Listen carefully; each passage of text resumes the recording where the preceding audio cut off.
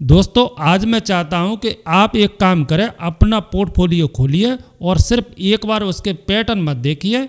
यह मत देखिए कि कौन सा स्टॉक कितना ऊपर है, कौन सा म्यूचुअल फंड कितना रिटर्न दे रहा है और आपका पूरा पोर्टफोलियो ग्रीन है या रेड। आज थोड़ा अलग सवाल पूछिए, क्या मेरा पोर्टफोलियो सिर्फ अच्छा दिख रहा है या वास्तव में टिकाऊ भी है। क्योंकि दोस्तों ये दोनों चीज़ें एक जैसी नहीं है। मान लीजिए किसी इन्वेस्टर का पोर्टफोलियो पिछले 2 साल में 25% ऊपर है, वह काफ़ी खुश है, उसे लगता है कि उसकी इन्वेस्टिंग स्ट्रेटजी काम कर रही है। लेकिन अब जरा दूसरा सवाल पूछिए, उस 25% रिटर्न के पीछे रिस्क कितना था। क्या पोर्टफोलियो किसी एक सेक्टर पर बहुत ज़्यादा डिपेंड था? क्या किसी एक स्टॉक का वेट बहुत बड़ा था? क्या इन्वेस्टर ने सिर्फ इसलिए स्टॉक खरीदे हैं क्योंकि वे तेज़ी से ऊपर जा रहे थे? और सबसे इम्पोर्टेंट, अगर मार्केट अगले 12 महीने में 25% गिर गया तो क्या यह इन्वेस्टर अपने पोर्टफोलियो को उसी कॉन्फिडेंस के साथ होल्ड कर पाएगा? यही असली टेस्ट है। मेरे हिसाब से पोर्टफोलियो की क्वालिटी को सिर्फ बुल मार्केट में जज करना सही नहीं है, क्योंकि बुल मार्केट में बहुत सी स्ट्रेटजी स्मार्ट दिखाई देती हैं, लेकिन जब मार्केट गिरता है तभी पता चलता है कि पोर्टफोलियो वास्तव में कितना स्ट्रांग है। एक एग्जांपल देखिए, मान लीजिए आपके पास 10 स्टॉक हैं। आपको लगता है कि आप काफ़ी डाइवर्सिफाइड हैं, लेकिन उनमें से 5 स्टॉक एक ही सेक्टर से जुड़े हैं। अब टेक्निकली आपके पास 10 अलग अलग कंपनियां हैं, लेकिन अगर उस सेक्टर में कोई बड़ा प्रॉब्लम आता है तो आपके पोर्टफोलियो का बड़ा हिस्सा एक साथ प्रभावित हो सकता है। इसलिए मेरे हिसाब से डाइवर्सिफिकेशन का मतलब सिर्फ यह नहीं है कि मेरे पास कितने स्टॉक हैं। असल सवाल है मेरे पोर्टफोलियो में कितने अलग अलग रिस्क फैक्टर्स हैं। यही फर्क एक नॉर्मल पोर्टफोलियो और थॉटफुल पोर्टफोलियो के बीच होता है। अब एक और सिचुएशन सोचिए, आपके पास एक बहुत अच्छी कंपनी है, बिजनेस स्ट्रांग है, मैनेजमेंट अच्छा है, ग्रोथ भी अच्छी है और आपको उस कंपनी पर पूरा कॉन्फिडेंस है। लेकिन आपने पोर्टफोलियो का 40% पैसा उसी एक स्टॉक में लगा दिया। अब कंपनी अच्छी है, लेकिन क्या पोजीशन साइज भी सही है? यहीं एक बहुत इंपॉर्टेंट बात आती है। गुड कंपनी और गुड पोर्टफोलियो पोजीशन एक ही चीज़ नहीं है। एक शानदार बिजनेस भी आपके पोर्टफोलियो में बहुत बड़ा वेट बन जाए तो रिस्क बढ़ सकता है। इसलिए आज हम सिर्फ यह बात नहीं करेंगे कि अच्छा पोर्टफोलियो कैसा दिखता है, हम समझेंगे कि एक ऐसा पोर्टफोलियो कैसे पहचाना जाए जो मुश्किल मार्केट कंडीशन में भी आपके साथ टिक सके। क्योंकि लॉन्ग टर्म इन्वेस्टिंग में सिर्फ पैसा कमाना जरूरी नहीं है, उस पैसे को अननेसेसरी रिस्क से बचाना भी उतना ही जरूरी है। दोस्तों अब बात करते हैं उस रिस्क की जो अक्सर पोर्टफोलियो में दिखाई नहीं देता। सबसे पहले आता है कंस्ट्रक्शन रिस्क। मान लीजिए आपने पोर्टफोलियो में 12 स्टॉक हैं। पहली नज़र में यह काफ़ी डाइवर्सिफाइड लगता है, लेकिन अगर आपके टॉप 3 स्टॉक मिलकर पोर्टफोलियो का 50% है तो आपको सिर्फ 12 स्टॉक देखकर कंफर्टेबल नहीं होना चाहिए। क्योंकि असली सवाल स्टॉक की संख्या नहीं, एक्सपोजर है। मेरे हिसाब से इन्वेस्टर को समय समय पर यह देखना चाहिए कि उसके पोर्टफोलियो का कितना पैसा किसी एक स्टॉक, सेक्टर या थीम पर डिपेंड है। दूसरा रिस्क है सेक्टर कंस्ट्रक्शंस। मान लीजिए आपके पास बैंकिंग स्टॉक है, एक एनबीएफसी है, इंश्योरेंस कंपनी है, फाइनेंशियल प्लेटफॉर्म है और एक एसेट मैनेजमेंट कंपनी है। नाम अलग है, बिजनेस अलग दिखती है, लेकिन कई इकोनॉमिक फैक्टर्स इन बिजनेस को एक साथ इम्पैक्ट कर सकती हैं। इसलिए अगर पूरा फाइनेंशियल सेक्टर प्रेशर में आ जाए तो आपका डाइवर्सिफाइड दिखने वाला पोर्टफोलियो भी एक साथ गिर सकता है। यही वजह है कि मैं पोर्टफोलियो को सिर्फ कंपनी बाय कंपनी नहीं देखूंगा, मैं उसे रिस्क बाय रिस्क भी देखूंगा। अब तीसरा रिस्क वैल्यूएशन रिस्क। यह बहुत इम्पोर्टेंट है किसी कंपनी का बिजनेस शानदार हो सकता है, उसकी ग्रोथ स्ट्रांग हो सकती है, मैनेजमेंट अच्छा हो सकता है, लेकिन अगर मार्केट पहले से ही फ्यूचर की बहुत सारी अच्छी खबरों को प्राइस में शामिल कर चुका है, तो आगे का पैटर्न आपकी एक्सपेक्टेशन जितना स्ट्रांग हो यह जरूरी नहीं है। सिंपल भाषा में कहें तो गुड बिजनेस को भी बहुत महंगी प्राइस पर खरीदना अच्छा इन्वेस्टमेंट नहीं बनाता। यही कारण है कि लॉन्ग टर्म इन्वेस्टर को सिर्फ यह नहीं पूछना चाहिए कि कंपनी कितनी अच्छी है, उसे यह भी पूछना चाहिए मैं इसके लिए कितनी प्राइस पे कर रहा हूँ। चौथा रिस्क है ग्रोथ डिपेंडेंसी। कुछ पोर्टफोलियोज ऐसी कंपनियों से भरे होते हैं जिनसे इन्वेस्टर को लगातार हाई ग्रोथ की उम्मीद होती है, लेकिन बिजनेस में ग्रोथ हमेशा स्ट्रेट लाइन में नहीं चलती। कंपटीशन बढ़ सकता है, मार्जिन कम हो सकता है, डिमांड स्लो हो सकती है, नई टेक्नोलॉजी पुरानी स्ट्रेटजी को इम्पैक्ट कर सकती है, रेगुलेशन बदल सकता है और इंडस्ट्री का ग्रोथ रेट भी बदल सकता है। अब यहाँ मेरा पर्सनल एनालिसिस बहुत सिंपल है। मैं किसी पोर्टफोलियो को सिर्फ इसलिए स्ट्रांग नहीं मानूंगा क्योंकि उसकी कंपनियां आज अच्छा परफॉर्म्स कर रही हैं। मैं यह भी देखना चाहूँगा अगर अगले 2 या 3 साल इन कंपनियों की ग्रोथ मेरी उम्मीद से कम रही तो क्या मेरा पोर्टफोलियो फिर भी मैनेजेबल रहेगा।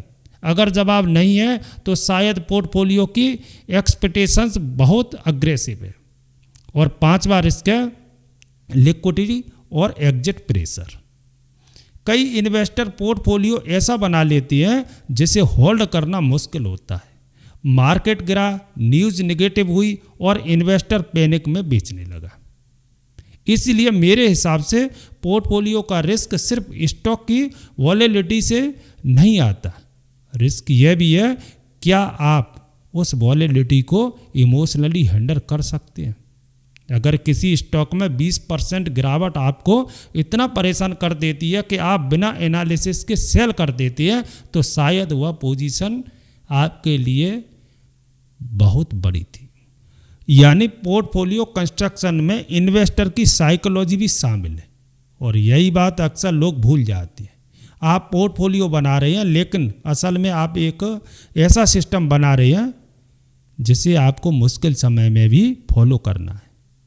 दोस्तों अब सवाल आता है सस्टेनेबल पोर्टफोलियो आखिर दिखता कैसा है। मेरे हिसाब से इसके लिए 5 चीज़ें देखना जरूरी है। पहला, क्वालिटी। आप जिस बिजनेस को ऑन कर रहे हैं क्या आप उसे समझते हैं। रेवेन्यू कहाँ से आता है, प्रॉफिट कैसे आता है, कैश फ्लो कैसा है, डेट कितना है, मैनेजमेंट कैसा है और सबसे इम्पोर्टेंट बिजनेस का इम्पेटिव एडवांटेज क्या है। अगर आपको इन सवालों का बेसिक आंसर भी नहीं पता तो सिर्फ किसी बड़े नाम की कंपनी होने से आपका पोर्टफोलियो स्ट्रांग नहीं बन जाता। दूसरा है डाइवर्सिफिकेशन।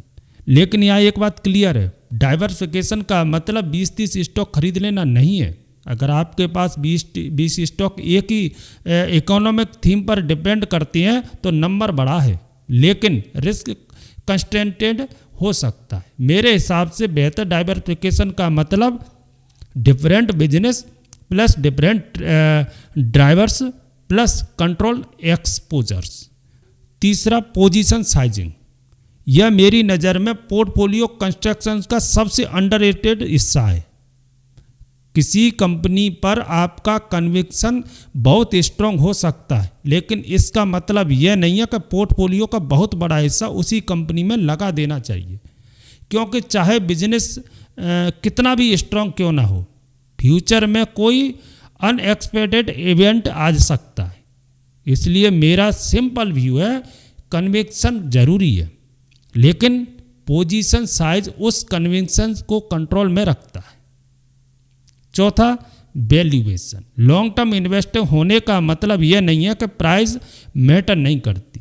आपको बिजनेस की क्वालिटी देखनी है लेकिन उसके साथ वैल्यूएशन भी देखनी है, क्योंकि फ्यूचर में रिटर्न सिर्फ कंपनी के अच्छे परफॉर्मेंस पर डिपेंड नहीं करता, आपने कितनी प्राइस पर एंट्री ली है यह भी मैटर करता है। 5वां, टाइम होराइजन।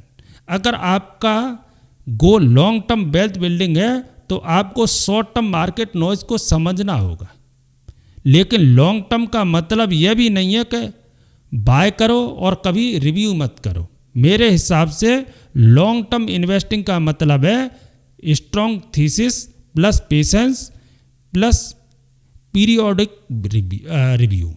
अगर बिजनेस फंडामेंटल्स मजबूत हैं तो शॉर्ट टर्म वॉलेटिलिटी को हैंडल किया जा सकता है, लेकिन अगर बिजनेस की मूल कहानी बदल रही है तो सिर्फ लॉन्ग टर्म बोलकर हर इन्वेस्टमेंट को होल्ड करते रहना भी सही अप्रोच नहीं है। और यहाँ एक बहुत इंपॉर्टेंट बात है, सस्टेनेबल पोर्टफोलियो का मतलब यह नहीं है कि पोर्टफोलियो कभी गिरता नहीं है, ऐसा कोई पोर्टफोलियो नहीं है। सस्टेनेबल पोर्टफोलियो का मतलब है आप मार्केट के खराब फेज में भी अपनी स्ट्रेटजी को बिना पैनिक के फॉलो कर सकें। अगर मार्केट 20% गिरते ही आप अपना पूरा पोर्टफोलियो बदल देते हैं तो शायद आपका पोर्टफोलियो आपकी रिस्क टॉलरेंस के हिसाब से डिजाइन नहीं था। इसलिए मैं हमेशा एक बात पर जोर दूंगा, पोर्टफोलियो का एक हिस्सा स्टॉक है लेकिन दूसरा हिस्सा इन्वेस्टर की साइकोलॉजी है। अगर इन्वेस्टर मेंटली उस पोर्टफोलियो को हैंडल नहीं कर सकता तो वह पोर्टफोलियो प्रैक्टिकली सस्टेनेबल नहीं है। दोस्तों, अब पूरी बात को एक सिंपल फ्रेमवर्क में रखकर देखते हैं। जब भी आप अपना पोर्टफोलियो रिव्यू करें तो सिर्फ यह मत पूछिए कि मेरा रिटर्न कितना है। पहला सवाल पूछिए, मैं क्या ऑन कर रहा हूँ, क्या मुझे इस बिजनेस की समझ है। अगर कोई स्टॉक सिर्फ किसी फ्रेंड की टिप्स, सोशल मीडिया पोस्ट या किसी इन्फ्लुएंसर की रिकमेंडेशन के कारण पोर्टफोलियो में है तो आपको उस पोजीशन को दोबारा समझने की ज़रूरत है। दूसरा सवाल, मेरा रिस्क कहाँ कंस्ट्रेंट है, कौन सा स्टॉक सबसे बड़ा वेट है, कौन सा सेक्टर सबसे बड़ा है, क्या कई स्टॉक एक ही इकोनॉमिक फैक्टर से प्रभावित हो सकती हैं। तीसरा सवाल, अगर मार्केट 30% गिर जाए तो क्या मैं अपना पोर्टफोलियो होल्ड कर पाऊंगा।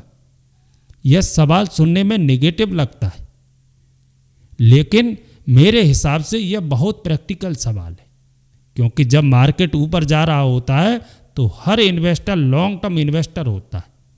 असल टेस्ट तब होता है जब पोर्टफोलियो लगातार गिर रहा हो। चौथा सवाल, क्या मेरी एक्सपेक्टेशन बहुत हाई है, क्या मैं हर कंपनी से लगातार ग्रोथ की उम्मीद कर रहा हूँ, क्या मेरी वैल्यूएशन उस ग्रोथ पर बहुत ज़्यादा डिपेंड कर रही है। और पांचवा सवाल, क्या मैं इस पोर्टफोलियो को अगले 5-10 साल तक डिसिप्लिन के साथ मैनेज कर सकता हूँ। अगर जवाब हाँ है तो शायद आप सिर्फ स्टॉक की लिस्ट नहीं बना रहे, आप एक प्रॉपर वेल्थ बिल्डिंग सिस्टम बना रहे हैं। देखिए दोस्तों, मेरे हिसाब से एक अच्छा पोर्टफोलियो वह नहीं है जिसे देखकर आपको हर दिन एक्साइटमेंट लगे। अच्छा पोर्टफोलियो वह है जिसका रिस्क आपको समझ आता हो, जिसमें पोजीशन साइज कंट्रोल्ड हो, जिसमें अननेसेसरी कंस्ट्रक्शन न हो, जिसकी कंपनी आप समझते हो, और सबसे इम्पोर्टेंट, जिसे आप खराब मार्केट में भी पैनिक में छोड़कर भागे नहीं। क्योंकि इन्वेस्टिंग में सबसे बड़ा एडवांटेज हमेशा हाईएस्ट रिटर्न ढूंढना नहीं होता। कई बार सबसे बड़ा एडवांटेज होता है अननेसेसरी रिस्क को अवॉइड करना। आपके पास 25 स्टॉक हो सकते हैं फिर भी पोर्टफोलियो रिस्क हो सकता है, और आपके पास 7-8 स्टॉक हो सकते हैं फिर भी पोर्टफोलियो काफ़ी बैलेंस्ड हो सकता है। डिफरेंस सिर्फ नंबर में नहीं है, स्ट्रक्चर में। इसलिए आज अपना पोर्टफोलियो खोलिए और ग्रीन नंबर देखकर खुश होने से पहले थोड़ा डीपर देखिए। क्या आपका पोर्टफोलियो किसी एक सेक्टर पर बहुत ज़्यादा डिपेंड है? क्या किसी एक स्टॉक का वेट बहुत ज़्यादा है? क्या आपने किसी स्टॉक को सिर्फ इसलिए खरीदा क्योंकि वह तेज़ी से ऊपर जा रहा था? क्या आपकी वैल्यूएशन एक्सपेक्टेशंस बहुत एग्रेसिव हैं? और सबसे इम्पोर्टेंट, अगर अगले 12 महीने मार्केट आपकी उम्मीद के खिलाफ चला गया तो क्या आप फिर भी अपनी स्ट्रेटजी पर टिके रहेंगे? अगर इन सवालों के जवाब आपके पास हैं तो आप सिर्फ पोर्टफोलियो नहीं बना रहे, आप एक सस्टेनेबल वेल्थ बिल्डिंग स्ट्रक्चर बना रहे हैं। याद रखिए, पोर्टफोलियो का अच्छा दिखना आसान है। बुल मार्केट में बहुत से पोर्टफोलियो शानदार दिखते हैं, लेकिन असली क्वालिटी तब सामने आती है जब मार्केट मुश्किल में होता है, जब स्टॉक गिरती है, जब न्यूज़ नेगेटिव होती है, जब सोशल मीडिया पर पैनिक होता है, और जब आपके सामने दो रास्ते होते हैं, एक तरफ इमोशन और दूसरी तरफ आपका इन्वेस्टमेंट प्रोसेस। वहीं पता चलता है कि आपका पोर्टफोलियो सिर्फ अच्छा दिखता था या वास्तव में टिकाऊ भी था।